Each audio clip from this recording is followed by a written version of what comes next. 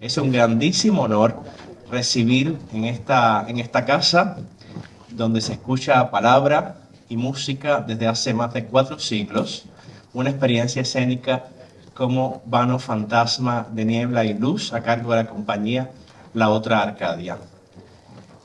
Presento Jorge Bedoya, compositor y pianista, David Luque, intérprete, Beatriz Argüello, intérprete, Ana Contreras, directora del espectáculo, Raquel Riaño, compositora e intérprete también, y voz, y Raúl Lozanes a mi derecha, autor de esta maravillosa dramaturgia, selección de textos. Va más allá de una selección de textos, es todo un viaje dramatúrgico, y creo que nos hemos quedado también, quienes estábamos del lado de allá, nos hemos quedado muy emocionados por esta maravillosa travesía que hemos presenciado y que programamos en el Corral en celebración del Día del Idioma y del Día del Libro, y la poesía de Bécquer más viva que nunca en la voz, haciendo estos viajes extraordinarios.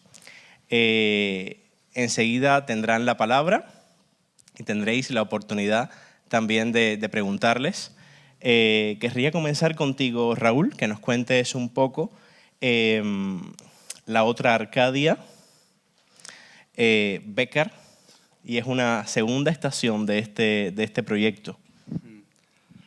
Bueno, sí, La Otra Arcadia surge un poco, aunque no nos ponemos muchos límites ni fronteras, pero surge precisamente para defender un poco la palabra poética sobre un escenario y para intentar demostrar que se pueden hacer espectáculos sobre un escenario puramente líricos, no solo de teatro dramático, de acción dramática, sino que se puede llegar al espectador pues, a través de la emoción, de la sensibilidad y obviamente, claro, con un elenco de estas características, si no es más difícil.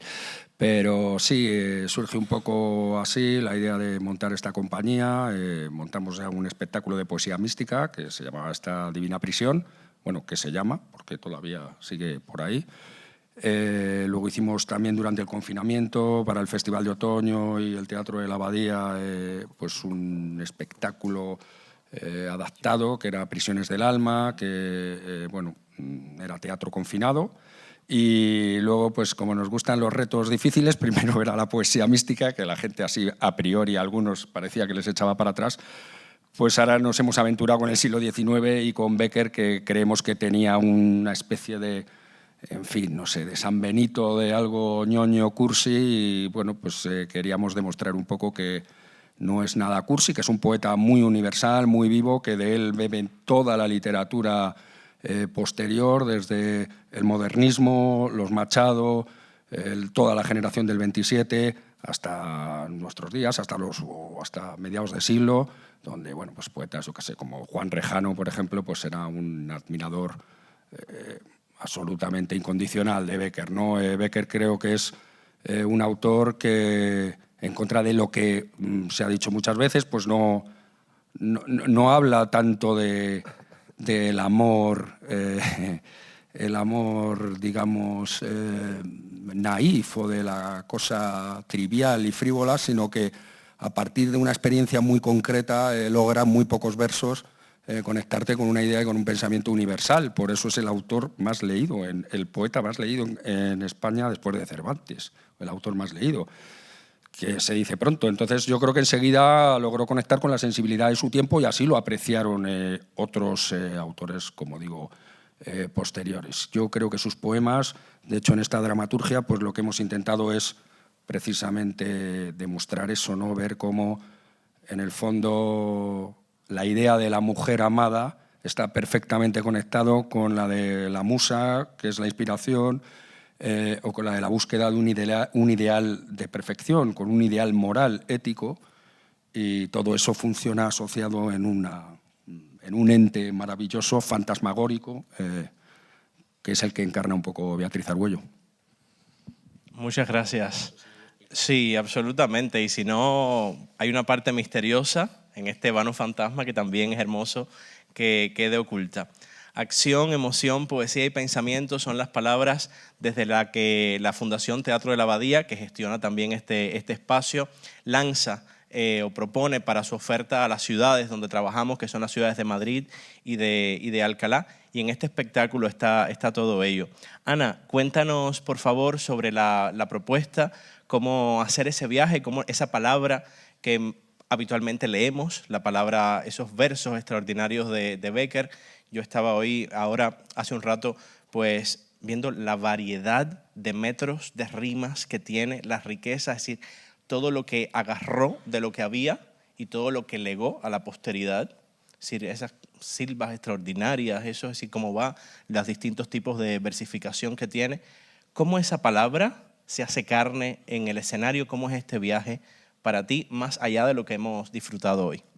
Bueno, pues es que era un reto, efectivamente, ¿no? Era porque hay una gran variedad y una gran reiteración. O sea, él tiene también una serie de leitmotivs y unas figuras que van apareciendo una y otra vez. Y de todas maneras, o sea, era un reto fascinante, ¿no? Porque, claro, queríamos un poco salir de esta cosa, como él dice, del amor romántico, que además, desde un punto de vista feminista, pues es un poco cuestionable, pero claro, en realidad sus versos no van sobre, o sea, está siempre jugando a la confusión entre la búsqueda del amor y la búsqueda de la inspiración, la búsqueda de la creación, ¿no? Entonces a mí lo que me interesaba era dibujar este viaje que es el deseo de creación. O sea, en realidad es lo que nos hace humanos en el fondo, ¿no? Es nuestro deseo de crear algo, de esta búsqueda de inspiración constante del poeta. O sea, es un viaje en la búsqueda de la inspiración y de la escritura, del arte. O sea, bueno, que en el caso de Bécquer es la poesía, en el caso nuestro es el teatro, o en el caso de Jorge también la música, ¿no? Es cómo buscas la inspiración, qué te hace desear crear algo. Para mí este era el viaje interesante, y es esa búsqueda de algo, cuando alguien tiene una vocación artística o una vocación poética, y esas ansias de escribir, de transmitir al otro, al papel, a las otras personas esa inspiración, cómo la busca, cómo la encuentra, cómo encuentra una chispa. Todo el rato hay el hallazgo, ¿no? Constantemente está llegando a rozar el hallazgo, y en esa variedad, como dices, es la búsqueda de perfección del propio poema, del lenguaje, de la textura.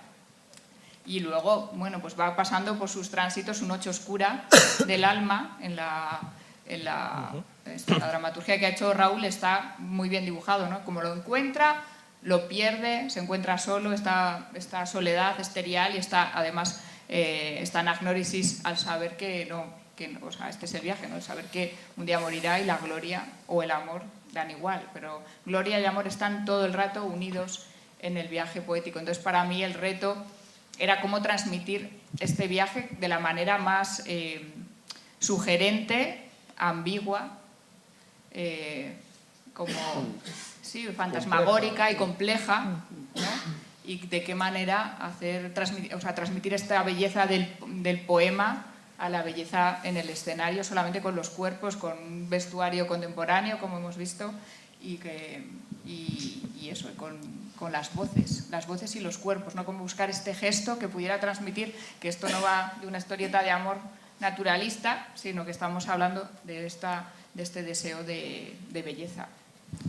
Es fascinante ver cómo esa palabra vuelve a reactivarse después de tantas décadas y vuelve a aparecer y a golpearnos con esa profundidad. Siento que para llegar a la hondura de una palabra como la de Bécquer también hacen falta instrumentos no solo muy afinados a nivel actoral, sino instrumentos que tengan esa mezcla de abstracción, por una parte, y concreción, y un viaje muy, muy, muy particular para podernos llevar por ese camino. Y para eso tenemos realmente a dos de los intérpretes más grandes que tenemos en este país, que son Beatriz Argüello y David Luque, muy cercanos también a la Casa de la Abadía. Es un gran placer que estéis en este escenario. Muchas gracias. Y nos gustaría preguntaros cómo la palabra poética os habita, cómo habitáis este universo, si podéis revelarnos algo de esto tan mágico que hacéis y que hay mucho que está bien que permanezca oculto. ¿Alguna singularidad de esta experiencia escénica como intérpretes? Bueno, yo creo que es estar al servicio. Siempre hay que estar al servicio de la palabra, de ofrecer lo más limpiamente los versos de este poeta, de Bécquer, tan complejo, y ese grado de misterio tan grande que tiene, y el intento de evocar, o que en el oído del espectador o en la puesta en escena de Ana, pues que se deje llevar por... La poesía es el canto del alma, es algo que no tiene que ver con lo racional, con la historia de principio, nudo y desenlace. Bueno, aunque le hayamos dado una dramaturgia, una cierta dramaturgia, pero creo que entra por otros canales. Y a mí como intérprete también me entra por otros canales. No trato de comprender. Quizá sí debería hacerlo, no lo sé, pero me dejo llevar por incluso muchas veces por la sonoridad también del verso, por las imágenes que aparecen. Es muy sutil el trabajo, muy, muy profundo y muy sutil. Sí, tú has dicho antes, hola, buenas tardes, algo como de habitar la poesía, y es verdad que de alguna manera sientes que esa poesía, que es algunas palabras en un papel ajenas a ti, de alguna manera tocan algo porque te habitan o tú habitas en ellas de una manera muy especial, ¿no? El trabajo de los actores muchas veces tiene que ver con desgranar esas imágenes o hacer que esas palabras sean imágenes que vea el público en su imaginación, ¿no? Y realmente cuando tienes entre manos textos así, hay una riqueza de imágenes que, como decías tú, va más allá de lo racional, ¿no? Cuando expresa emociones que son como inexpresables o intangibles, y de repente ves como la palabra justa toca algo que abre un significado inesperado, ¿no? Y que va más allá del significado literal de la palabra, ¿no? Yo lo comentaba a Ana y a Raúl, que trabajé en otro espectáculo la poesía de Pessoa, y diríamos, Bécquer, como anterior a Pessoa, parece ya como presagiar algo de lo que luego Pessoa desarrolla, ¿no? Y es un mundo de imágenes realmente muy gozoso para poner en tu boca y en tu cuerpo, porque realmente son como flores que estallan, pensamientos, colores que van más allá de lo racional. Esperamos que estallen en su imaginación también. Pero cuando trabajo, ¿no? Hay frases como poesía eres tú, o algunas, es decir, reconocemos fragmentos que muchas veces en el discurso diario siento que se han trillado sus significados, es decir, se han despojado de su hondura, de su grandeza, y se han limitado como unos titulares a 3 versos. Y es verdad que hace falta mucha delicadeza y mucho buen gusto también a nivel escénico e interpretativo para que parezca que a lo que hemos asistido esta noche, estar escuchando a Bécquer por primera vez, conocerlo tanto y estarlo escuchando por primera vez, y es también el misterio y la magia del teatro. Y en este espectáculo es particularmente relevante la presencia de la música, cuando está y cuando no está también. El silencio también es muy relevante en este espectáculo. Hemos visto una sala llena había muchísimas personas jóvenes aquí, y ahora mismo que salí, pues me gustaba escucharles. Había una niña que estaba llorando y decía, empecé a llorar en la primera nota y no he parado de llorar hasta el final. Y digo, claro, es una chica de 15 años y eso me ha parecido muy asombroso, cómo la música puede despertar esto también.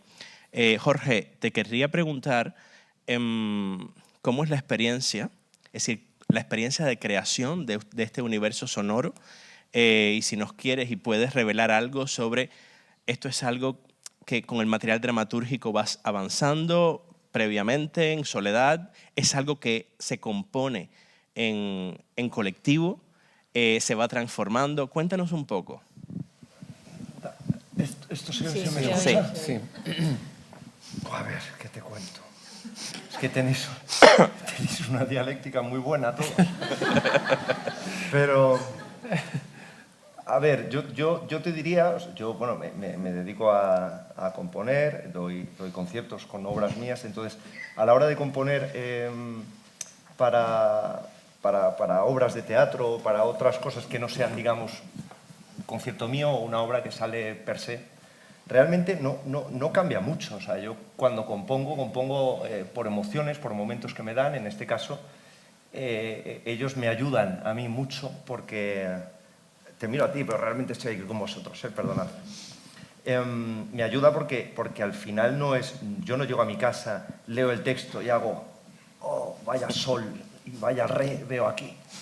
No me pasa eso. Yo pues tengo ideas, intento entender en qué punto está cada uno de los dos personajes, forjo una cosa así un poquito con mucha niebla, pero luego voy dándole forma en los ensayos, o con lo que me va diciendo Ana, con lo que me va diciendo Raúl, con lo que veo en Beatriz, en David, y ahí hay parte también de improvisación en la composición que luego queda final. Yo creo que es necesario, porque si no, imagínate, los actores se volverían locos. No, es que en el sol acabas y te echan de la compañía.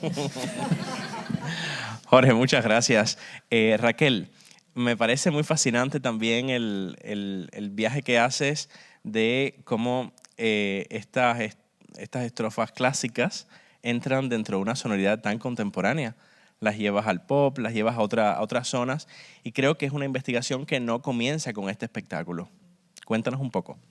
Sí, bueno, yo es que siempre he pensado, y llevaba un tiempo pensándolo mucho, que la poesía siempre ha estado muy mal vendida. Parece que es una cosa para 4 iluminados y que el resto no lo va a entender. Y entonces, como yo creo que esto no es así, sino que es que se ha vendido mal, o sea, pues se le ha hecho una campaña de marketing mala, pues yo pensaba, pues a ver, la gente cuando escucha una canción se la aprende sin problema. ¿Por qué no cogemos poemas, los musicamos con música actual, contemporánea, pop, comercial, y les va a entrar, vamos, hasta la médula? Y yo empecé este proyecto más o menos un poquito antes de la pandemia, empecé a musicar poemas, y así fue como surgió esta idea de, oye, pon música a poemas de Bécquer. Pues muchas gracias. Ana, querría preguntarte también, antes de darle la palabra al público, el trabajo de iluminación, que es tan notable y que además en un escenario tan íntimo, creo que nos hemos sentido también abrazados por esa luz. Pues gracias. Bueno, es que yo cuando imagino la puesta en escena pienso en la luz, lo primero, ¿no? Porque claro, quieres transmitir una idea, pero quieres transmitir una emoción al público, y más sobre todo cuando es un recital poético y musical, que es cierto que es poético y musical, porque poesía y música van unidos. O sea, y en los trabajos que estamos haciendo, la otra Arcadia, pues es que es una parte fundamental la música en directo, porque nos parece que acompaña y que potencia la emoción, ¿no? Y la luz también. O sea, en realidad es el triángulo: luz, esto parece de Apia, luz, música y palabra. Entonces, bueno, esto ha sido, sí, el intento, ¿no?, de encontrar cómo transmitir la emoción y cómo también transmitir el ritmo del espectáculo y la sorpresa. Y esa, bueno, es lo que hemos hecho. Pues muchas gracias. Si queréis intervenir, no tiene que ser una pregunta, puede ser un comentario también. Sois bienvenidas. Bueno, buenas tardes, daros las gracias. Me ha encantado la representación, las palabras de Bécquer, la poesía, y fundamentalmente yo lo que sí me ha hecho recordar mi época de joven, porque Bécquer para nosotros no era alguien que estuviese alejado o que fuese para una minoría. Lo conocíamos muchos y leíamos mucho la poesía de Bécquer. Y de hecho las gracias que os doy a vosotros y le doy también a Bécquer es haber utilizado su poesía, haberle robado un poco de su poesía en ocasiones, o siempre que se podía, para sorprender a esta persona que te gustaba o a esta chica que te miraba de alguna manera especial y dedicarle unas palabras. Y entonces decías, bueno, como no soy capaz, voy a intentar o voy a coger unas palabras de Bécquer, y esas palabras, esa poesía, pues se la transmitías, la escribías, y de hecho funcionaba muchísimo. O sea, es decir, yo estoy muy, muy agradecido y para mí ha sido, bueno, algo maravilloso. Tengo una pequeña sorpresa aquí en el bolsillo guardada, y es que Bécquer, que tuvo una vida bastante dura económicamente, luego apareció en un billete español, en un billete de 100 pesetas, y bueno, yo como soy un enamorado de Bécquer y siempre lo he leído y sé muchos poemas suyos, muchas rimas, pues creo que quizás gente no lo conozca, pero yo lo he traído aquí. Es el famoso billete de 100 pesetas, que tuvo una vida él bastante dura económicamente. Pero,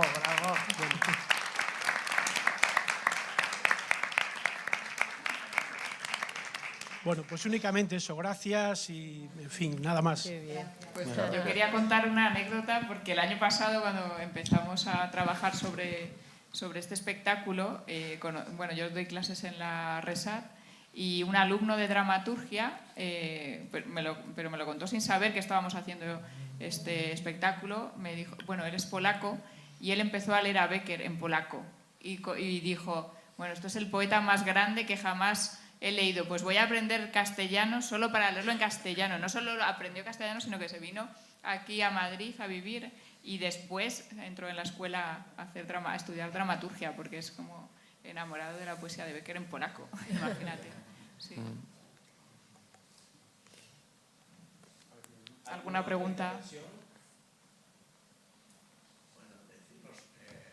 Simplemente decir, me encanta la selección o que has hecho, porque aunque conocemos a Bécquer.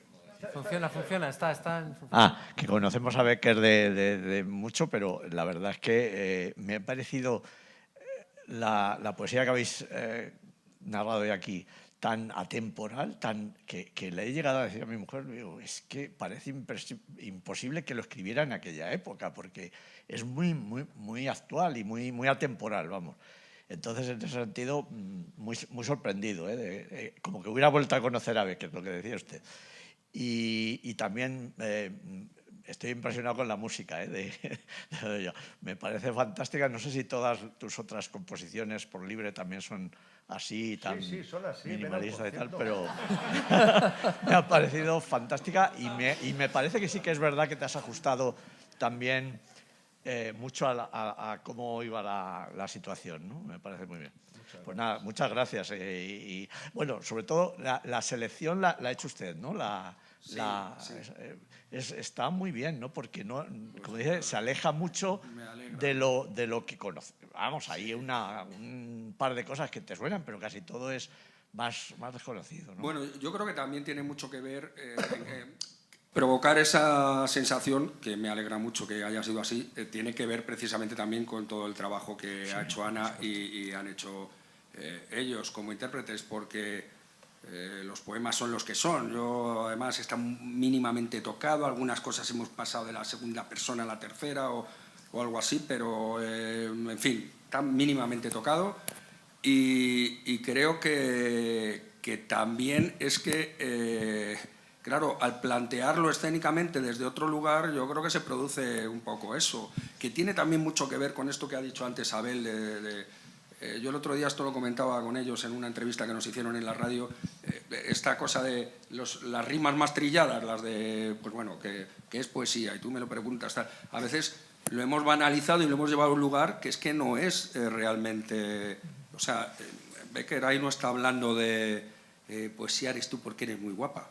No, y porque tienes los ojos bonitos. Está hablando de que es poesía, que es algo tan indescifrable, tan complejo, tan abstracto, y lo compara con la mirada de un ser humano que es igual de abstracto y de indescifrable. Entonces aquí queríamos jugar con esas variables igualmente, ver que lo que parece muy concreto, él en muy pocos versos, porque es que es el maestro de la concisión y de la sonoridad, pues lo lleva a un lugar de universalización que yo creo que es precioso y que es lo que lo ha hecho eterno, vamos. También me ha parecido muy notable la altura y la riqueza, bueno, la altura y la belleza a la que lleva a la lengua española. Es decir, es de una precisión tanto formal como conceptual, y a la vez tiene por dentro tantas cosas misteriosas y abstractas que producen esta sensación, y cuando en el teatro todo eso despierta, es mágico lo que ocurre entonces. Y verdaderamente creo que tenemos mucha fortuna de poder asistir a poder tener este patrimonio. Tenemos este patrimonio que es para siempre, siempre lo vamos a tener ahí. E incluso quienes piensen que no han bebido de ahí, han bebido de ahí. Y para las futuras generaciones, por supuesto, porque esto es algo que se abre y es una puerta que cada vez que conecta con espectadores vuelve a conectar. Es como un pozo infinito. Sí, que iba a decir que está el manejo que tiene de la sonoridad, de la capacidad que sabe que tiene la lengua y bueno, eso, y la música del verso, que ha pasado a la posteridad confundiendo la pupila con el iris. Y ahí está todo el mundo viendo pupilas azules cuando las pupilas son negras. En el Teatro de la Abadía también hemos abierto un ciclo en esta temporada, que es el ciclo de poetas en la Abadía, en el que damos a poetas el espacio para crear también experiencias escénicas. Hemos tenido el mes pasado a Juan Carlos Mestre interpretando él mismo, acompañado por Coco Pérez, La tumba de Keats, su extenso poema. En el mes de mayo vamos a tener a Alberto Conejero con un espectáculo, y en el mes de junio vamos a tener a Olvido García Valdés, esa extraordinaria poeta. Y también aquí en este espacio pues sentimos que cada vez que hacemos teatro, no sé cuándo las dramaturgas y los dramaturgos dejamos que nos arrebataran el nombre de poetas. Cada vez que hacemos teatro hacemos poesía también. Siento que es así, y este mes de mayo tenemos muchísimas propuestas a las que me encantaría que os asomarais. En particular me gustaría contaros también que el día 19 de mayo vamos a tener un concierto de un joven pianista asturiano, Álvaro Cañedo. Interpretará temas de un compositor bastante desconocido que está cumpliendo sus 200 años, salmantino, quizás Jorge le suena, Martín Sánchez Sayú, un programa extraordinario de piezas para piano que va a interpretar. Y el 20 y el 21 vamos a tener en este escenario, vamos a celebrar los 400 años del debut de Calderón de la Barca como dramaturgo, con la lectura escenificada el 20 y el 21, y la entrada es libre, de su primera obra, Amor, Honor y Poder, que la estrenó en 1623 en el hoy desaparecido Alcázar de Madrid. Sois bienvenidas y bienvenidos a cada una de nuestras actividades. Muchísimas gracias, Jorge, David, Beatriz, Ana, Raquel y Raúl. Un honor teneros aquí. Gracias.